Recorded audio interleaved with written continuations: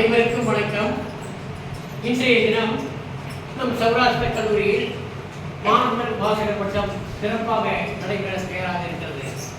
அந்த வகையில் வரவேற்புரையாற்றுவதற்காக முதலாம் ஆண்டு ஆங்கில துறையை சார்ந்த ஜி ஜாஸ்மின் அவர்கள் வந்திருக்கிறார்கள். இந்த இனிய நிறுவனத்தில் நாம் அவரை வரவேற்போம்.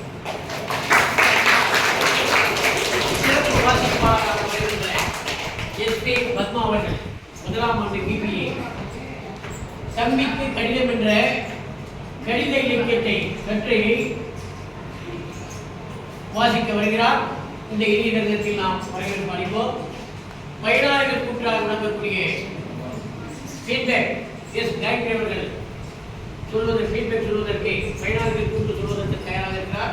அவர்களை இந்த இனிய நிறுவனத்தில் வரவேற்கிறோம். நன்றி உரையாற்றுவதற்காக வீரசிவா அவர்கள் வந்திருக்கிறார்கள். முதலாம் ஆண்டு பிபிஏ. இந்த நிகழ்ச்சியெல்லாம் படப்பிடித்து வெளியுலகத்திற்கு பறைசாற்ற வேண்டும் என்ற ஆர்வத்தோடு வந்திருக்கின்ற RS ராஜேஷ் அவர்களை இந்த இனிய தருணத்தில் நாம் வரவேற்பு அளிக்கின்றோம். வரைகை எனப்படுகின்ற எழுத்தை மதுமிதா முதலாம் ஆண்டு ஆங்கிலம் எந்த ஒரு நிகழ்ச்சியாக இருந்தாலும் நான் எழுதிக் கொள்வேன் என்று கிட்டத்தட்ட ஒரு வரைபடை போன்று நடைமுறையோடு எழுதக்கூடிய மதுமிதா அவர்கள் வந்திருக்கிறார்கள். அந்த இனிய தருணத்தில் வரவேற்பு அளிக்கின்றேன். என்னுடைய நோக்கமே மாணவர்கள் பேச வேண்டும். இது மாணவர் வாசகர் பட்டம். அதனால் முறைப்படி வரவேற்பை ஆற்றுவதற்காக ஜாஸ்மின் அவர்களை அன்போடு அழைக்கின்றேன். வருகின்ற ஜாஸ்மினை அழைக்கிறேன்.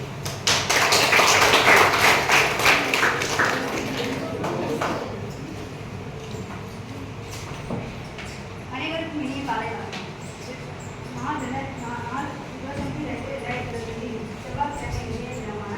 மாணவர் வாசகர் பட்டம் நிகழ்ச்சிக்கு அனைவரும் வருகை தந்துள்ள அனைவரையும் வருஷ வருகை என வரவேற்கிறேன். சிறப்பு வாசிப்பாளர் தொடக்க உரை பேராசிரியர் தமிழ்துறை ஐயா பேராசிரியர் வருஷ வருகை என வரவேற்கிறேன்.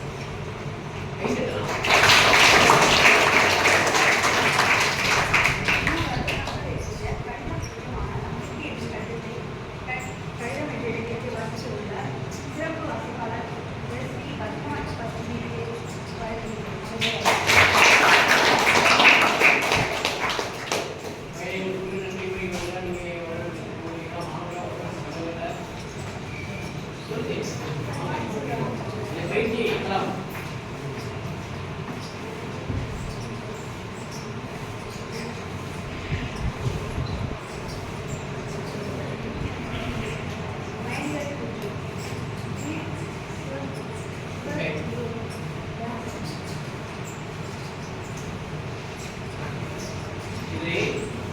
பயிற்சிக்களம் என்பதால் சற்று தயக்கம் ஏற்படலாம்.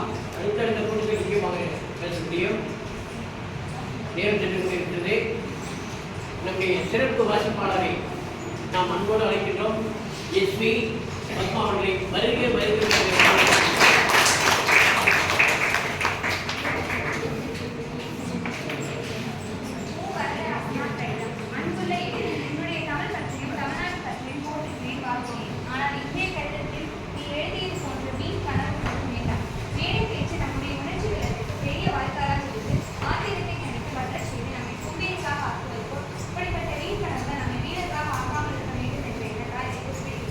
வேறொன்றும் தவறாக நினைவில்லை. நான் சர்வாதிகாரியாக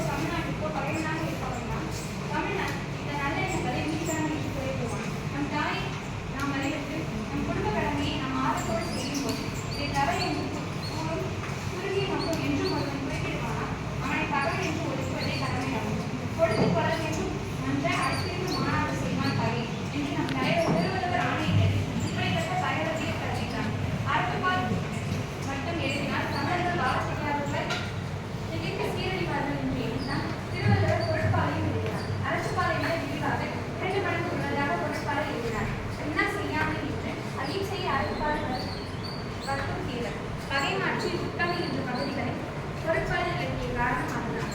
உலகில் எப்படிப்பட்டது என்பது திருவள்ளுவருக்கு நன்றாக தெரியும். அதனால்தான் இவ்வளவு தெளிவாக பொருட்பாடு எழுத முடியும். தம்பி இன்னொரு கவனம் இருப்பார். தமிழராகிய நம்மிடம் ஒரு பெருமுறை என்று வருகிறது. அது வேறொன்றும் அல்ல, பிறருடைய சொல்லால் மயங்கும் பேரறிவு நமக்கு மிகுதியாக இருக்கிறது. மற்றவர்கள் இதை தெரிந்து கொண்டுதான் உயர்ந்த சொற்களை திரும்ப திரும்ப செய்யும் தமிழரை ஏமாற்றம் முடியும்.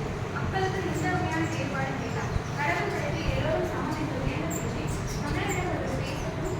கேட்ட தமிழர் மற்றை உடனே விரும்பார் கடப்பார். இந்த வேறுபாடு இல்லாத புதிய வார்த்தையை கலந்துள்ளார். காரணம் என்ன தெரியுமா? தமிழர் என்று உயர்ந்த பகுதியில் உணர்ந்து தலைமுறை தலைமுறையாக பண்படுகிறது. அதான் சொல்கிறவர் உண்மையாக உணர்ந்து சொல்கிறாரா, நம்ம ஏமாற்ற சொல்கிறாரா, அவர் எந்த வேறுபாடு பார்க்காமல் பார்க்கிறாரா என்றெல்லாம் ஆராய்ந்து பார்க்காமல் உடனே நாம் அந்த கொள்கையை நம்பி உணர்ந்து வாழ தொடங்கியிருக்கிறார். இது நல்லதுதான். சொல்லப்பட்ட உண்மையை எடுத்துக்கொள்வது எப்போதும் நல்லதுதான். ஆனால் சொன்னார் யார்? அவருடைய வாய்க்கும் வாழ்க்கைக்கும் ஏதாவது உறவு உண்டா என்பதையும் கொஞ்சம் ஆராய்ந்து பார்க்க வேண்டும். இல்லையானால் ஏமாந்த வாழ்வுதான் காவல். இந்த ஏமாந்த தன்மையை பகைவர்கள் பயன்படுத்திக் கொண்டு ஒன்று நன்மை செய்யும் மற்றொன்று நஞ்சு ஊட்டி வைப்பார்கள். சாதி வேறுபாடு முதலியவை உரிய வேண்டியதுதான். ஆனாலும் நமக்கு அதை எடுத்து சொன்னவர் சாதி பித்தராக இருந்தால் அதை ஒருவாறு நினைவு தெரிந்து கொண்டு வாய்க்கும் வாழ்க்கைக்கும் உறவு வைக்காமல் பற்றின்றி வாழ வல்லவர் அவர் என்பதை தெரிகிறது. இந்த தெளிவு இருந்தால் அவரை மற்றொரு நாள் பொய் சொல்லி நம்மை ஏமாற்ற முடியாது.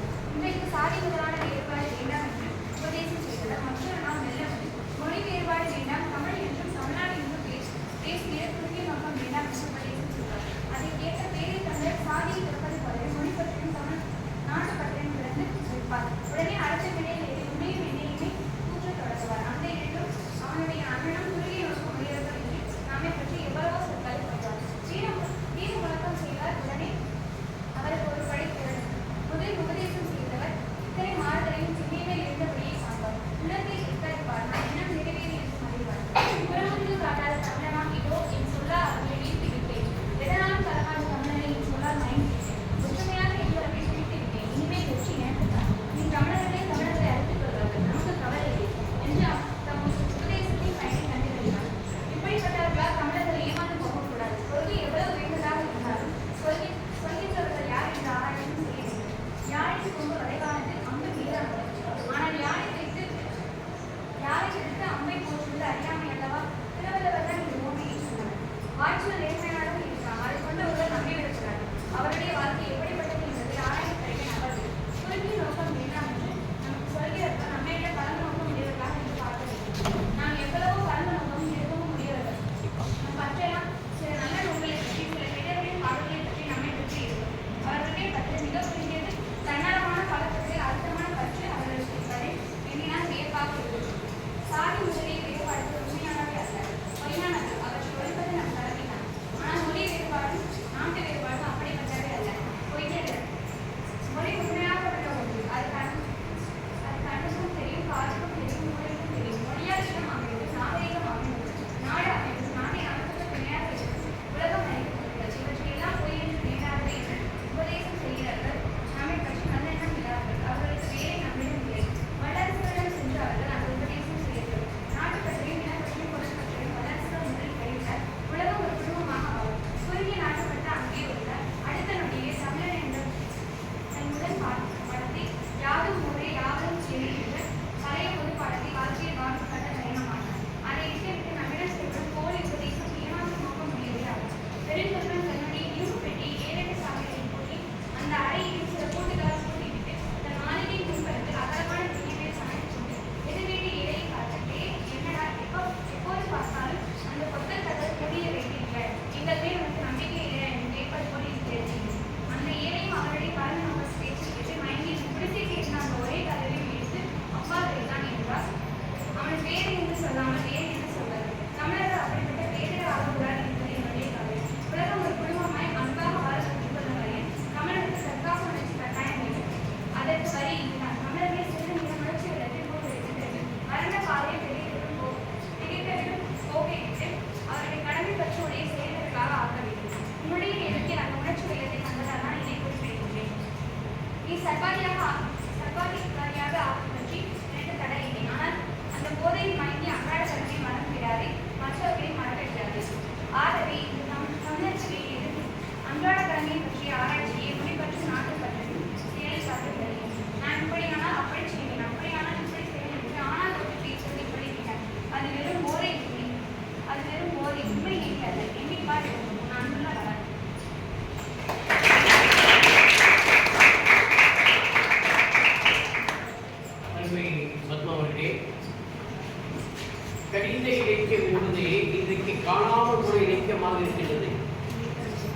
காலத்தில் நம்முடைய ஒவ்வொரு நிகழ்வுகளையும் நாம் ஆவணப்படுத்தினோம். எப்படி என்றால் கடிதத்தின் வாயிலாக நம்முடைய உறவினரை நேரில் சந்தை பேசுவது போன்று பக்கம் பக்கமாக கடிதம் எழுதி அனுப்புவோம். ஊருக்கு சென்றவுடன் கடிதம் போடுது, என்ன நிகழ்ச்சி நடந்ததே பொழுது. அப்படி கடிதம் எழுதிய பழக்கமான இன்றைக்கு குறைவதற்கு என்ன காரணம்? தொழில்நுட்ப கருவி கூடிவிட்டன. மாசம் கூடிடுச்சு, வாட்ஸ்அப் வந்துருச்சு, அதனால கைபேசி இவை மூலம் இதன் வளர்ச்சியின் காரணமாக கடித இலக்கியங்கள் அனுப்பிவிட்டன. இதன் காரணமாக நாம் எழுதுவதை கூட அந்த பயிற்சியின்மையின் நிலையில் போய் எழுதிக் கொண்டே இருக்க வேண்டும், அதை வாசித்துக் கொண்டே இருக்க வேண்டும், அதே நேரத்தில் ஆவணப்படுத்த வேண்டும். அந்த வகையில் கணித இலக்கியத்தை மிக சிறப்பாக கையாண்டவர் நம்முடைய அவர்கள் வரதராசன் அவர்கள். மதுரைக்கும் அவருக்கு நெருங்கிய தொடர்பு உண்டு. மதுரை பல்கலைக்கழகம் ஆரம்பத்தில் தோற்றுவிட்ட போது இவர்தான் முதல் துணைவேந்தராக இருந்து மதுரை காமராசர் பல்கலைக்கழகத்தை மிக சிறப்பாக அடித்தளம் அமைத்து இன்றைக்கு உலக புகழ் பெற்றுக் கொண்டிருக்கிறது என்றால் முக்கியமான காரணம். அத்தகையவர் மாணவர்கள் இளைஞர்களை எல்லாம் எழுத்து வாயிலாக சந்தித்தார். நம்பிக்கை கடிதம் என்று தன்னுடைய உள்ள கருத்துக்களை எல்லாம் கடிதத்தின் வாயிலாக அவருடைய எழுத்துக்கள் அனைத்துமே மொழியை, தமிழ் மொழி வளர்ச்சியை, தமிழ் சமுதாயம் எப்படி இருக்க வேண்டும், இளைஞர்கள் எப்படி இருக்க வேண்டும் என்று வரையறுப்படுத்தினார்கள். அந்த வகையில் இந்த கடிதத்தை அருமையாக வாசித்தார் அவர்கள். தம்பி அப்பப்போ குறிப்பிடுத்திருந்தார். ரொம்ப சந்தோஷமா இருக்கு. குறிப்பிடுவோம், வாசிப்பாளர் வாசிக்கிறார்கள், கூட்டத்தில் ஒருவர் பேசுகிறார்கள், நாம் எந்த கூட்டத்தில் சென்றாலும் குறிப்பிடுத்த மூலமானால் மதிய வேளையில், மாலை வேளையில் அதை அசைப்போட வேண்டும். அசைப்பொழுது நினைத்து பார்த்தல், நினைத்து பார்த்தே நாம்